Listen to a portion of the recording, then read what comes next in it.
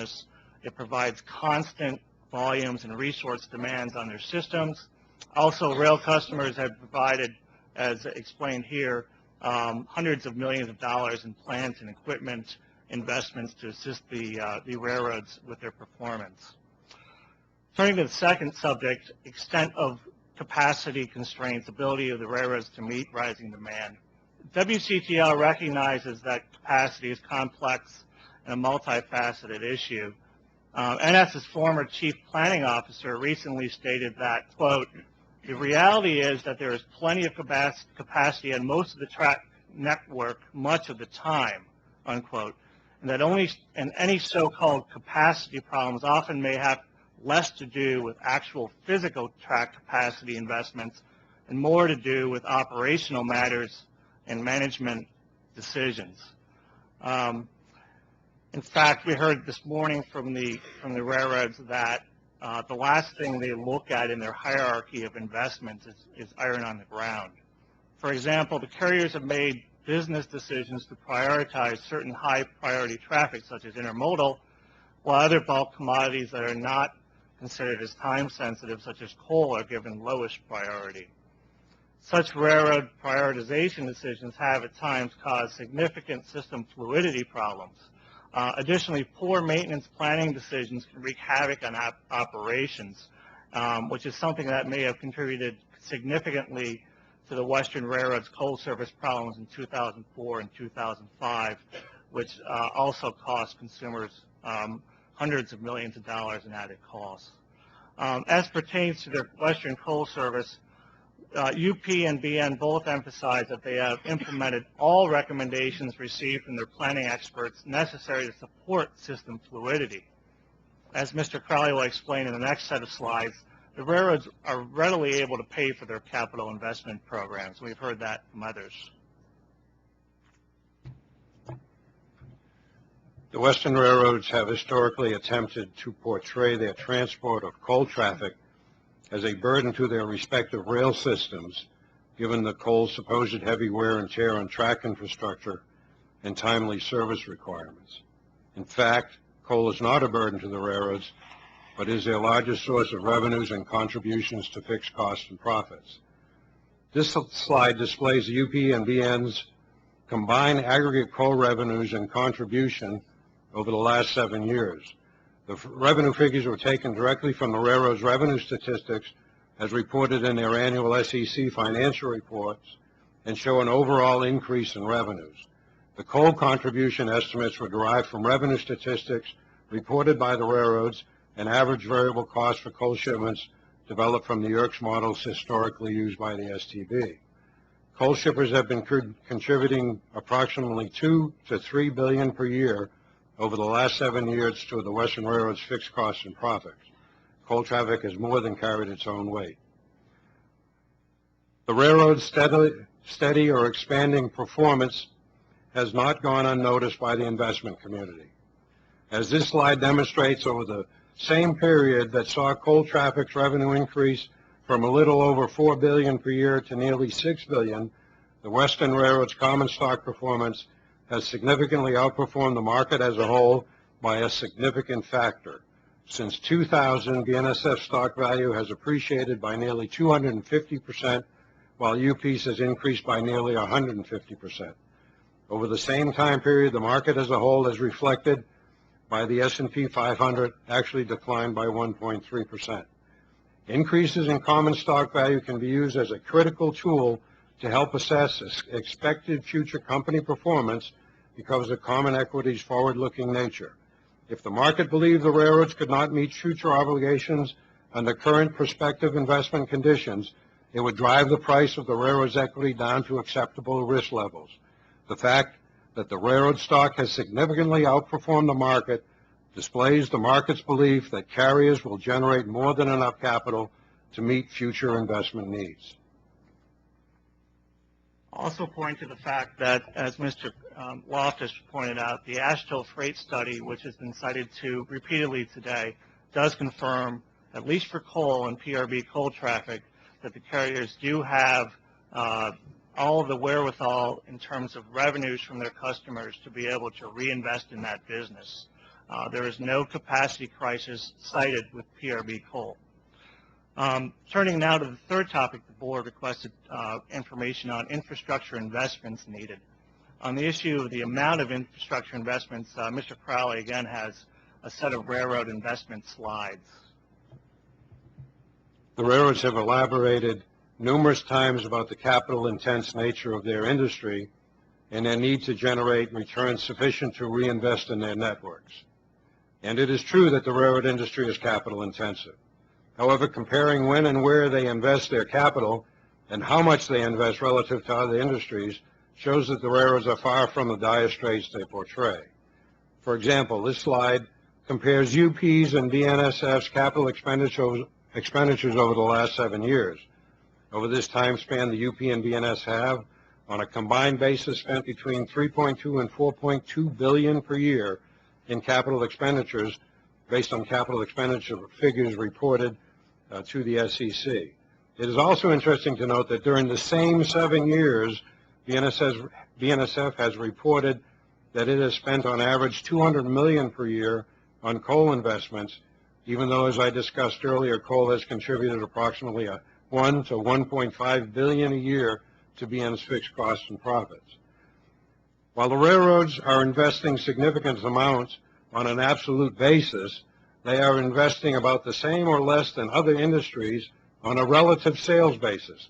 As is shown in this slide, a recent study performed by a finance professor at NYU Stern School of Management shows that the railroad industry's capital expenditures to sales ratio equaled 14.5% in 2006. However, other network industries such as natural gas, telecom services, water utilities, and cable television have expended a greater percentage of their revenues in capital expenditures than the railroads. The simple fact is that other capital-intense industries, some much more competitive than the rail industries, are investing more money than the relatively unregulated, uncompetitive railroad industry. The railroads have stated that they will need to continue to increase rates to pay for their required investment. However, the railroads are virtual cash machines at this point, even after paying for their investments. This slide shows that UP's and BNSF's combined free cash flow on a real basis over the last 7 years. Free cash flow equals the funds available to the railroads after paying for operating and investment activities. These monies can be used to repay debt, distribute to shareholders, or reinvest even more in the companies. As is shown, the railroads have combined to generate nearly $2 billion in free cash on a real dollar basis every year for the last 7 years. If the railroads need further funds for additional capital expenditures, they need look no further than their existing revenue streams. The fourth topic that the board requested comment on was possible solutions to the challenges. As a starting point, WCTL stresses that the railroad's infrastructure needs assertions should not be permitted as a guise to obtain additional profit contributions from coal.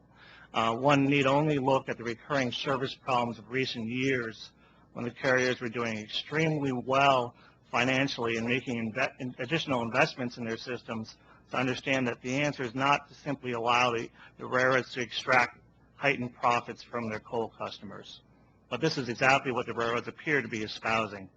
Many customers believe the railroads are asking them to pay more for less service, which is the case today. WCTL submits that additional attention needs to be paid to the impacts on service of increased railroad market power, which Mr. Moll also spoke to. For example, the railroads publicly tout that they will not bring on capacity prior to when it's actually needed. However, the railroads also complain that adding capacity takes time, such as people and equipment. And so what we see ourselves in today is a period in which the railroads appear to be engaging in significant catch-up activities. Further examination also may be in order of railroad business practices that have contributed to market supply and demand imbalances. And Chairman Nottingham, you spoke today of the issue of prolonged embargoes and concern about those practices. Finally, potential role of public investments. I'll quickly summarize this. Traditionally, the railroads have oppose public funding of other systems in favor of private financing. Part of the reason has been an acknowledgement by the carriers that their private interests are in maximizing private profits and private returns, and that the financial markets will discipline them if they make investment decisions that favor public interest or expand capacity too quickly. The railroads apparently now have changed course and are pursuing the same public subsidy programs they once eschewed. Although some of the Class 1 railroads may not support the RRIF program, at least as it applies to our friends, the DM&E Railroad. WCTL does not oppose public financing where it can produce demonstrable public good. However, WCTL agrees with GAO that public financing should be carefully crafted to ensure that they supplement rather than simply supplant investments that would already be made by the carriers. WCTL thanks the board for the opportunity to be here today. Thank you very much, Mr. Full and Mr. Crowley.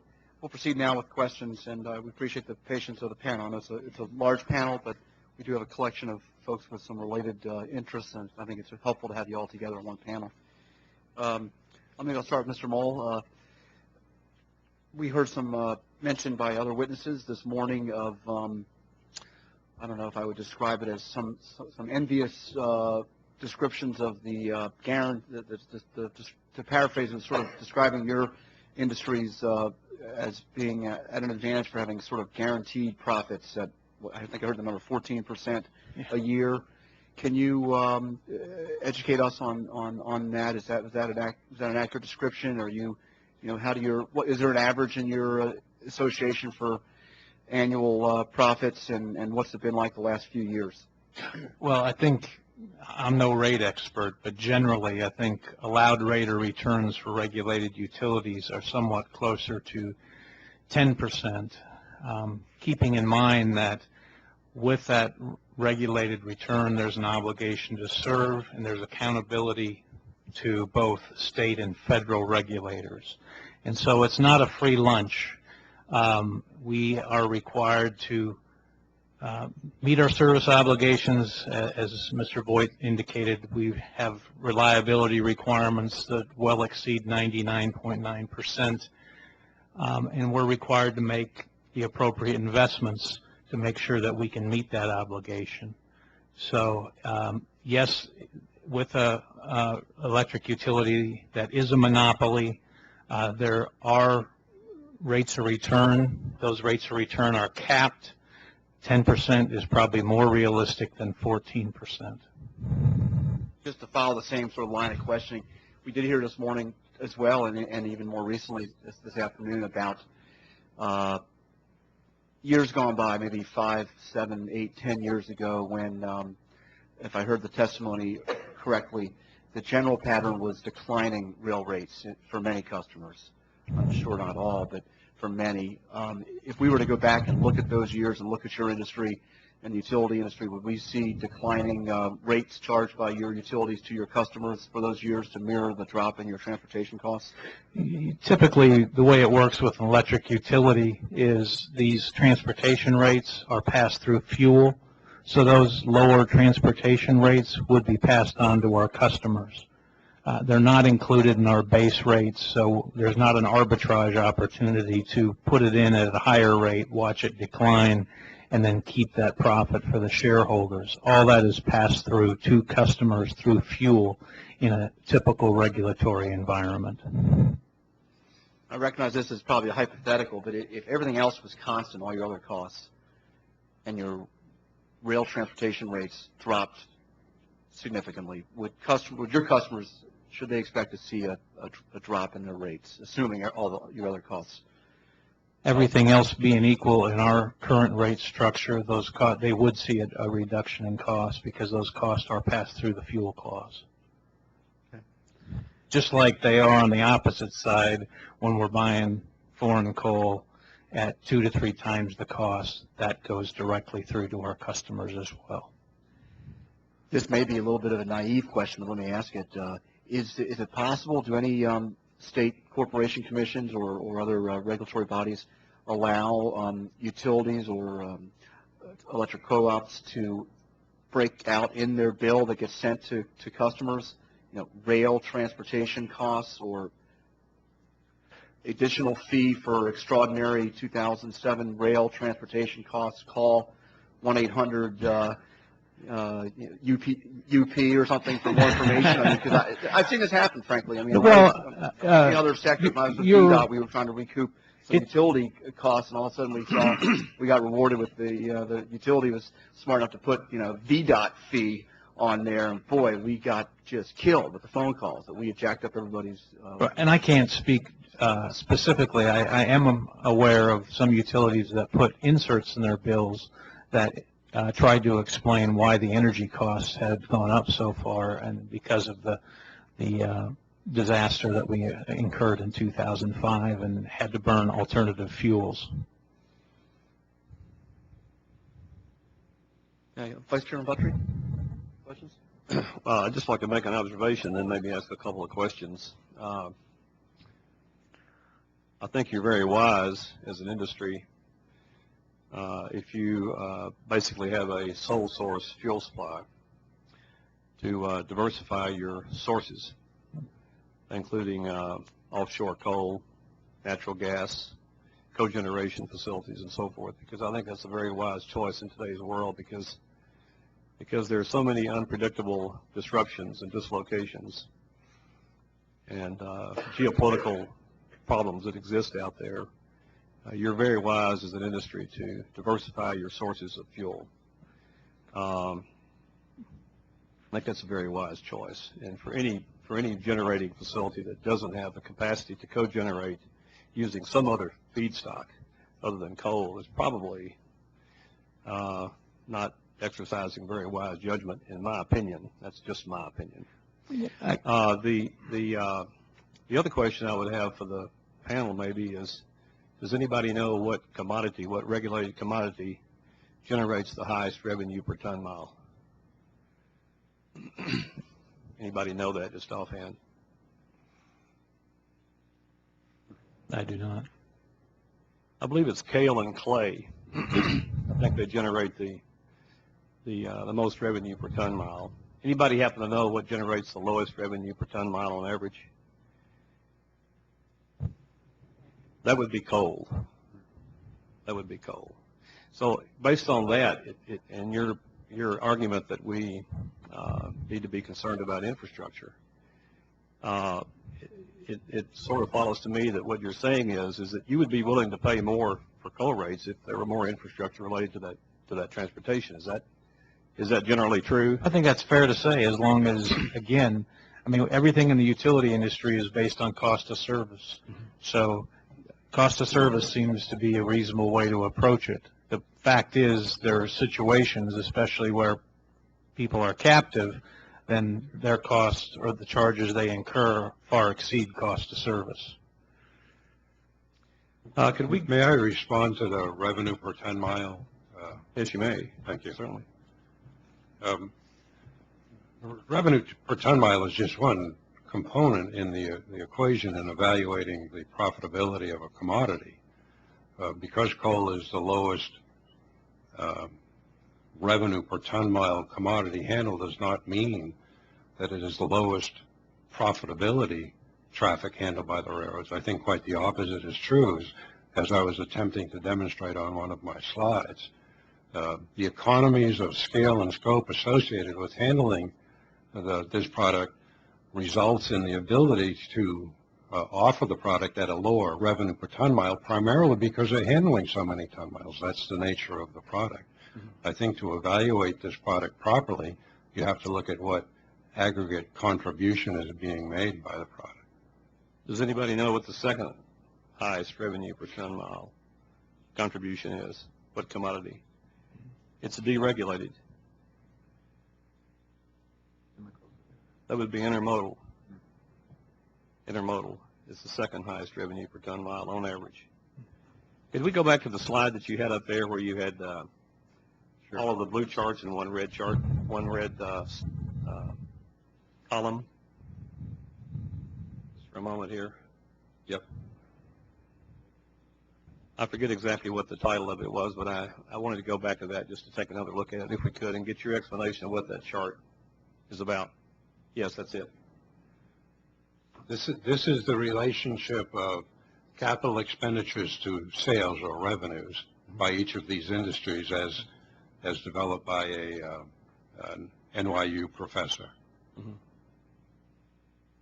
Capital expenditures to revenues. Yeah, those are all deregulated industries, are they not? In part. In part, maybe water utilities Cable might be TV. somewhat regulated. Cable TV, I think railroad industry is still somewhat regulated. Well, I'm not talking about the railroad industry. I'm talking about all the other ones. Okay. To some extent, I would say they are. Okay. Deregulated. Some of, yeah, to some extent they are, right? Mm-hmm.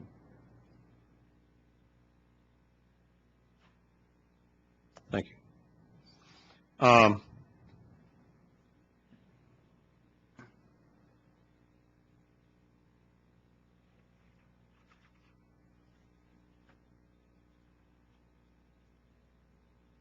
think that's all at the moment, Mr. Chairman. Commissioner Mulvey? Yeah, you can leave that graph up for a moment. Oh, it's gone now. Too fast for me. You're talking about capital expenditures to sales, and the railroad industry says that, well, we invest more in our infrastructure, capital infrastructure, than any other industry, and this, of course, purports to show the opposite. Are we comparing apples and oranges here in some ways? You have 14.5% of the railroad industry, but are these other ones talking about other things than infrastructure investment? Is it more total investment? For example, in the trucking industry, is it much of that rolling stock? I mean, obviously, the trucking industry is not investing all of this in the infrastructure, or this is not some sort of way of a proxy for what they're paying in fuel taxes, is it? Sure. You would only invest in the things that you need, but in the rail industry, it's not infrastructure either. It's rolling stock as well.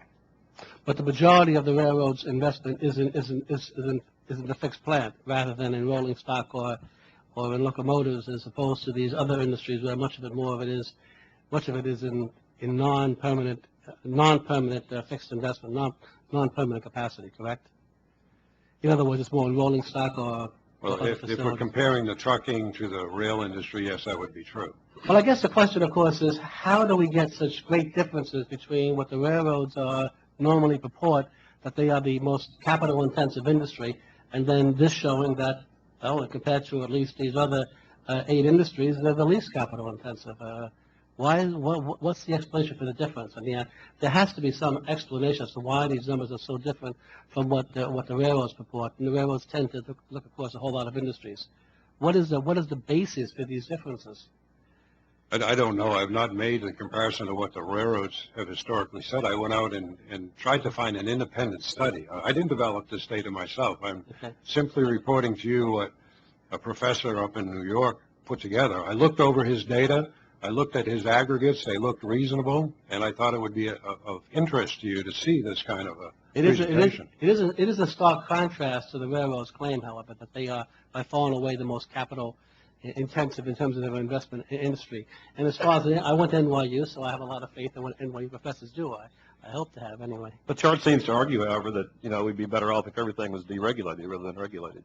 Mm-hmm. It'd be more capital investment if everything was deregulated. You also mentioned the economies of scope in the Powder River Basin. What scope economies are there in the Powder River Basin movements? You said economies of scale and economies of scope. I understand the scale economies in the Powder River Basin, but what are the scope economies? Well, I was talking more generally of economies as opposed to anything specifically. Okay. Speaking of the economies of scale and economies of scope issue, Mr. Voigt, you mentioned in your testimony that rail carriers increasingly have been asserting that excess capacity and economies of scale no longer exist. Are you confusing the two terms, economies of scale and excess capacity? I mean, the first really refers to economies of density or economies of utilization of a fixed rail plant, whereas the other refers to changing all the overall size of the investment. So I don't think the railroads are saying there's no more economies of scale, are they? They would There's indicate, no excess capacity, but it's conceptually a different phenomenon.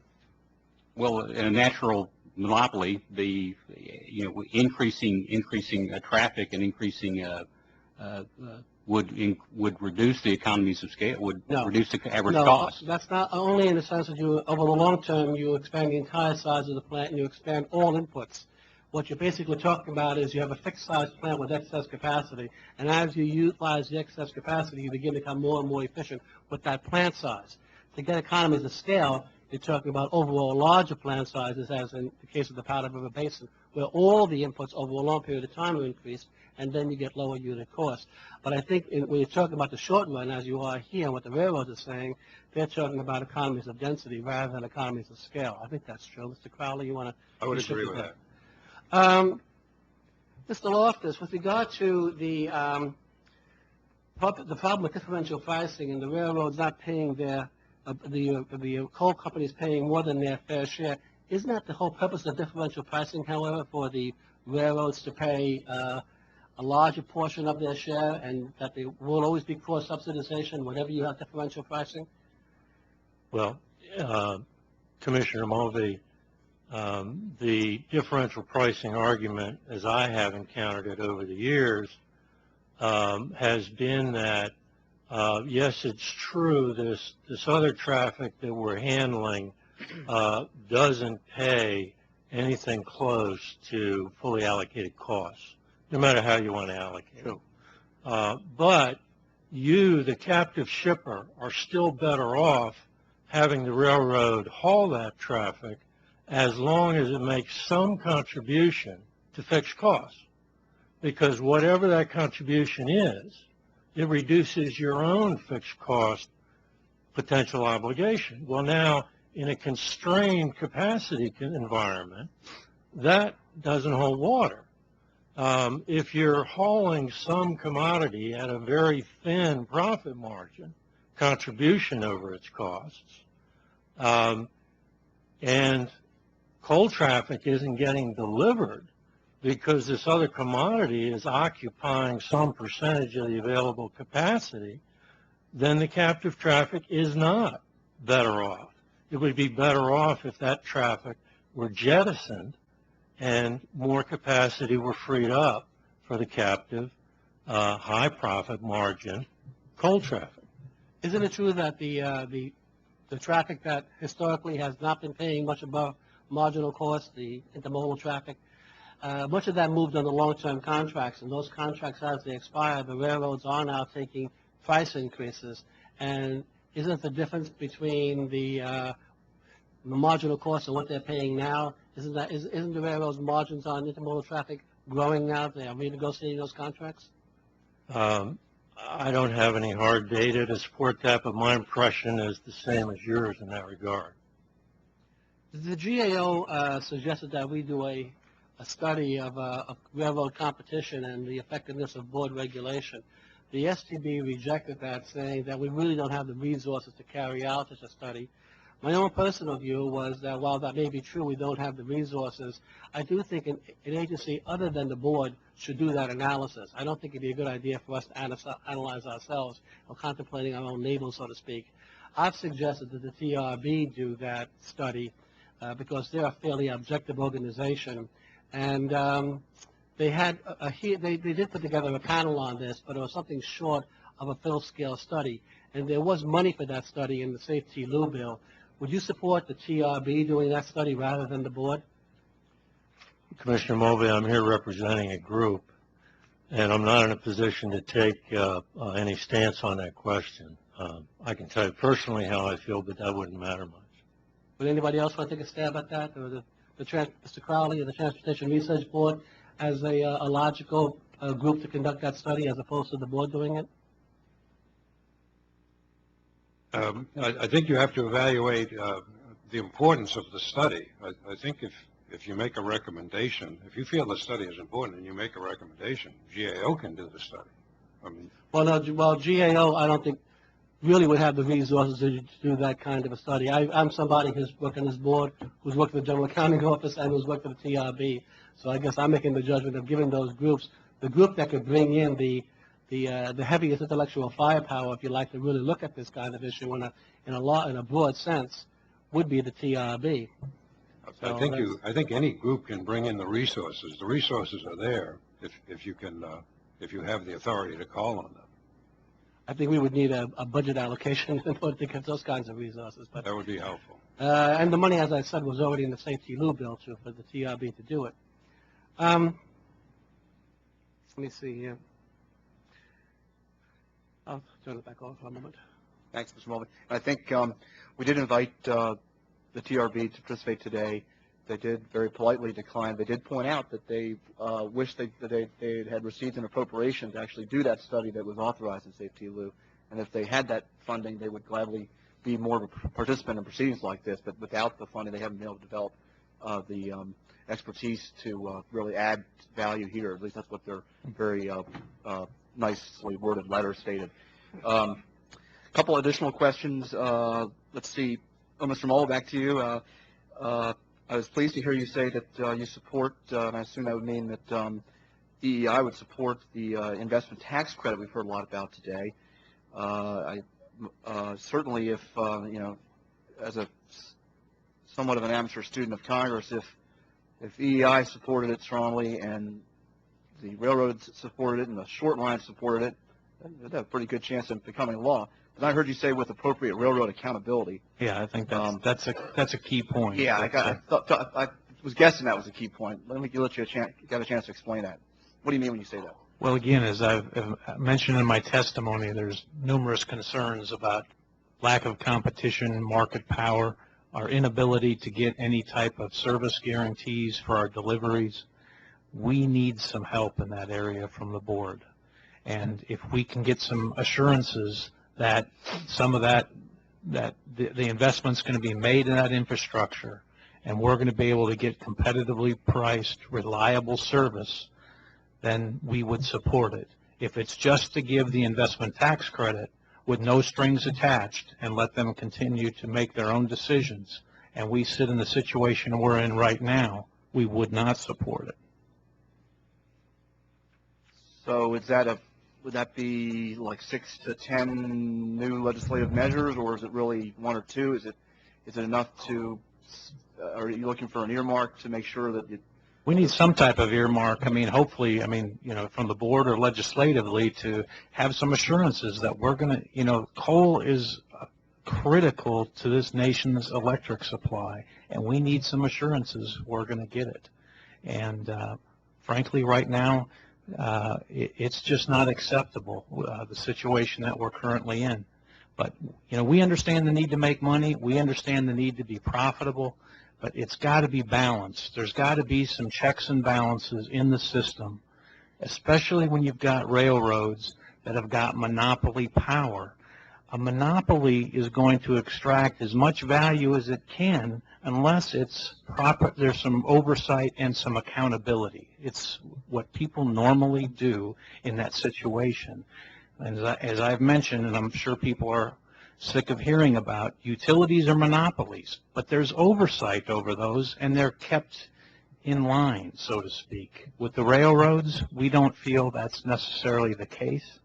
And so some things got to change to hold them accountable, and we've got to be able to count on that service. Thank you. Mr. Loftus, if I could ask you a question. Following up on one of the questions that Mr. Mulvey had about intermodal traffic and if I accept your premise, just for discussion purposes today, that your clients and folks you represent today are paying higher rail transit rates than most intermodal shippers are paying. But we also flash back to this earlier today and take into account that, well, first of all, we do know that intermodal is the fastest growing area of business for all the Class 1s. And we heard earlier today from the port community that they're anticipating over a doubling in the next 15 years of container traffic. coming through the ports, approaching almost a tripling, and 44 million TEUs to 130. Would you say it's irrational for the railroads to aggressively pursue that business? Not at all, and I don't think we've said that. We're not saying that the railroads, shouldn't be aggressively pursuing intermodal traffic. We do think, as comparing intermodal and bulk commodity traffic, the intermodal consumes a lot greater amount of capacity on the system than the bulk traffic does, because when those trains come through, basically they clear the route to keep them moving. If there's a meet between a coal train and an intermodal train, the coal train is going to be sidetracked so that intermodal can make its connections, and that's important. We understand that. And believe me, I'm not saying that the intermodal shippers should pay more or anything like that. But if you have constrained capacity, and intermodal, let's say, is at a 20% share along a given corridor, and coal is at, let's say, a 30% share, and you increase the amount of intermodal traffic and all other things remain equal, the percentage of capacity available for the slow-moving coal traffic will be diminished unless there's a commensurate capacity enhancement to offset the decrease in the available capacity for the coal traffic. And when we express concerns about cross-subsidization, it's the concern that in those types of circumstances, it may be the coal traffic that gets the rates increased to handle that additional capacity required by virtue of the additional intermodal traffic, if that helps put it in perspective a little bit. Would you feel better with a distance and weight tax based on miles traveled and the weight of the car? I would have to think long and hard before I had any sort of reaction to that. Not an expert, but I'm just thinking a lot of coal trips are awfully heavy and awfully far. I'm not sure they are heavy and they are far. But that's, to me, that's kind of the one alternative to differential pricing. You made the point very, I thought, eloquently in response to Mr. Mulvey's question that differential pricing, in your view, may have made sense in the past, but may not be making so much sense now. And I just kind of wonder, well, all right, what's the alternative? Is it weight and mileage? I certainly wouldn't be prepared to say that is. Would anybody else on the panel would like to take a shot at that? I mean, the only thing I would add on that is this morning we heard from BN's chairman basically the same sentiment. He stated in response to one of the questions that the non-regulated business is now achieving substantial gains in revenues, and that it will soon be covering its full costs, and that he himself said there's a legitimate question of whether or not the traditional system of differential pricing in the manner in which Mr. Loftus has outlined makes sense in today's market. So it's not it's not something that Mr. Loftus alone has thought about. The railroads themselves have discussed the whole issue. I think that's sort of what I picked up from various witnesses indirectly in bits and pieces. Just look at the facts we learned earlier today. Almost between a doubling and tripling of port-related container traffic, huge capacity constraints around the big ports.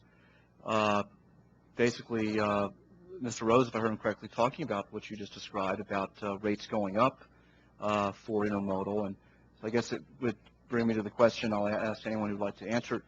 Does it matter to you? Would you feel better if you knew that intermodal traffic was seeing rate increases along the same percentage terms as your members or your companies? I mean, does that solve anything, or is it really not a question of differential pricing? We're talking about other issues here. I'll just, if I may, first, I'm not here arguing for higher rates for intermodal traffic. And, or any other segment of traffic. What we are saying is that the board ought to be concerned about cross-subsidization, and in particular when you're talking about capacity enhancements. Vice Chairman Buttrey, questions? This morning, I think it was in this morning's newspaper, Washington Post, there was a story about, I think, Dominion Power, who had been deprived of a $1.5 billion fuel surcharge increase on its rates over a 4 or 5 year period in the last 4 or 5 years. The state legislature precluded their ability to recover that $1.5 billion fuel price increase. Fuel source increase. The fuel itself. They could not figure that into their rate base. So they were deprived of that ability to recover those rates over a long period of time, and they were petitioning the Public Utilities Commission to allow them to go back and recover that in a rate increase. It's yet to be seen whether that'll be allowed. I see Mr. Jensen sitting out here in the audience. He'll remember in 1980, he knows where I'm going with this. In 1980, the Congress decided that there would be no more intrastate regulation of trucking. I think he would agree, as would I, that was a very good decision. In 1988, the Congress said there will be no more rate regulation of intrastate trucking. There was a little disagreement for a while about that, but I think that was eventually settled as well. And both those decisions have turned out to be enormously effective for the consumer. I say that to say this.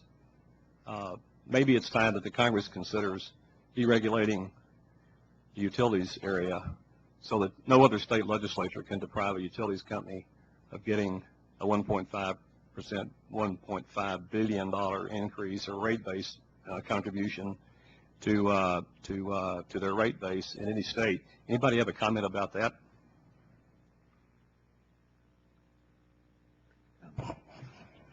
I think it gets into a whole other discussion on deregulating utilities that probably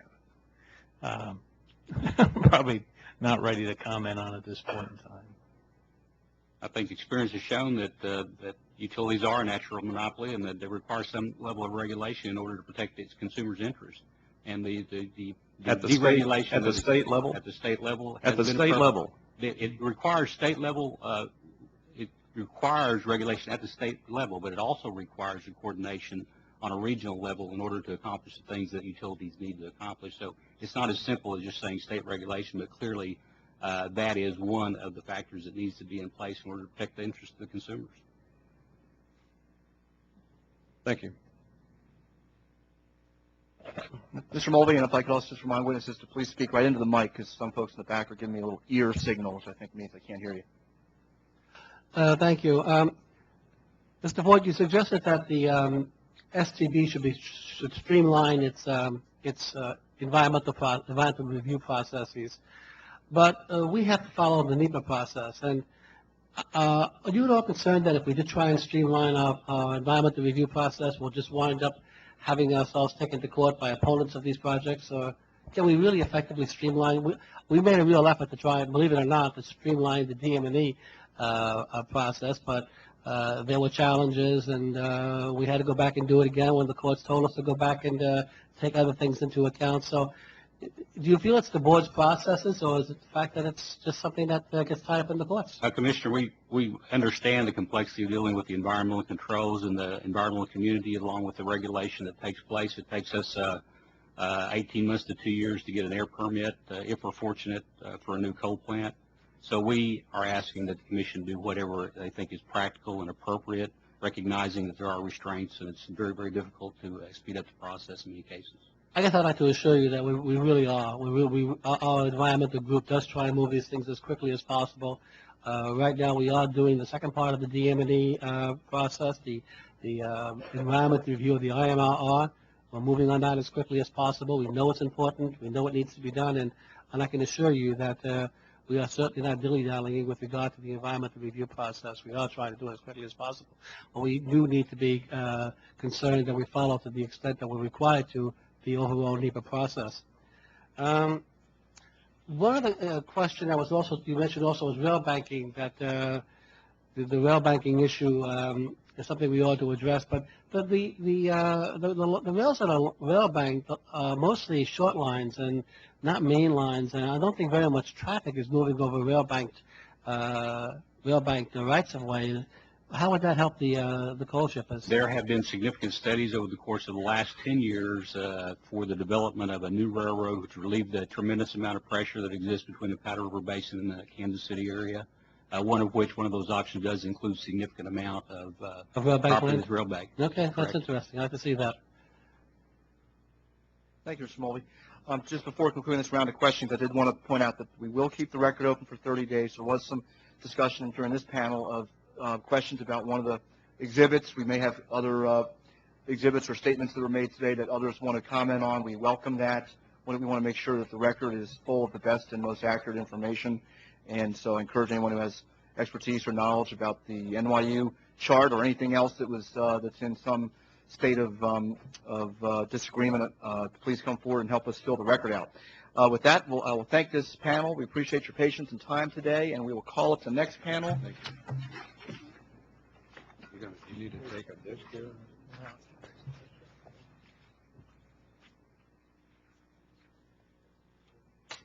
This will be panel 8, Mr. Snovich, Mr. Ficker, and Mr. Jensen. And we will give the court reporter a moment to stretch her legs, and as soon as she's back, we will start up. How are you, Michael? Hey, buddy. Get some water. Long day. Long day, buddy.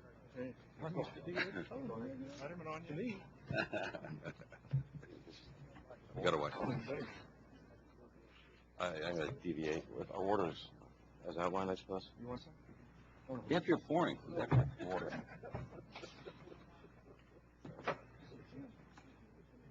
Well, I was vodka. I don't drink gin.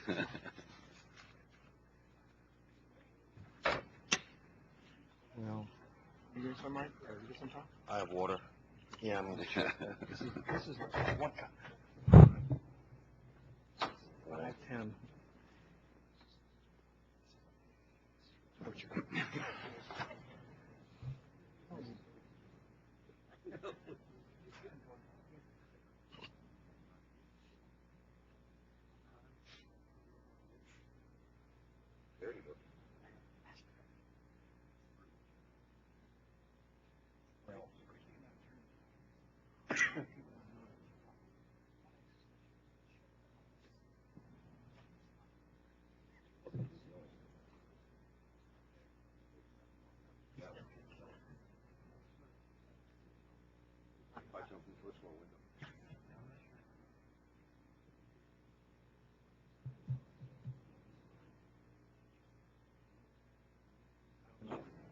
I'm going to do mine.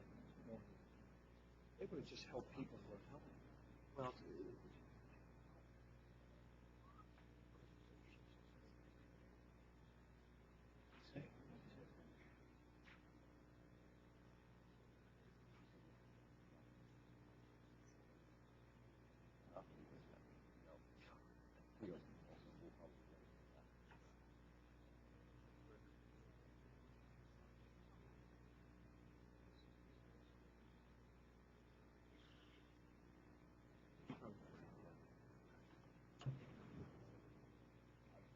the tech guy? No, I'm just gonna. About, Well, I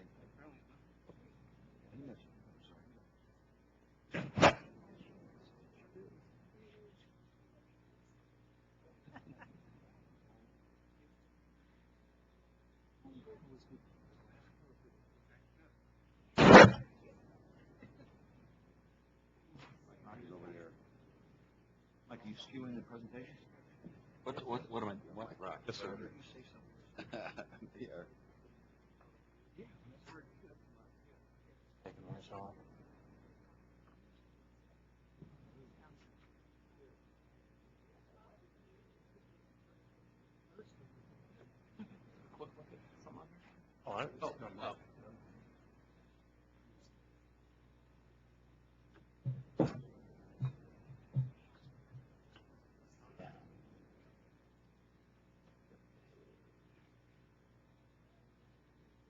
You can do.